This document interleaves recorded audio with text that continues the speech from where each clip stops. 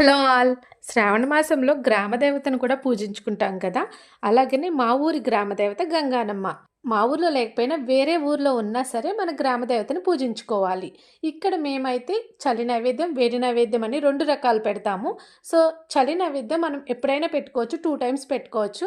అలాగే వేడి నైవేద్యం అనేది మన ఊర్లో ఎప్పుడైతే పెడతారో అదే టైంలో మనం ఏ ప్లేస్‌లో ఉన్నా, ఏ ఊర్లో ఉన్నా మన ఇంట్లో ఆ నైవేద్యాన్ని పెట్టుకోవచ్చు. మన గ్రామదేవతని, కులదేవతని వీళ్ళిద్దరిని ఎప్పుడు తలుచుకుంటూనే ఉండాలి.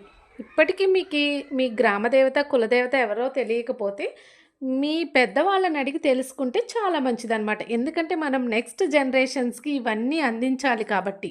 కొంతమందికి వాళ్ళ ట్రెడిషన్ ఏంటో, వాళ్ళ ఫ్యామిలీ వాళ్ళు ఏ ట్రెడిషన్ ఫాలో అవుతారో కూడా కొంతమందికి తెలీదు కదా! తెలుసుకుంటే మంచిది.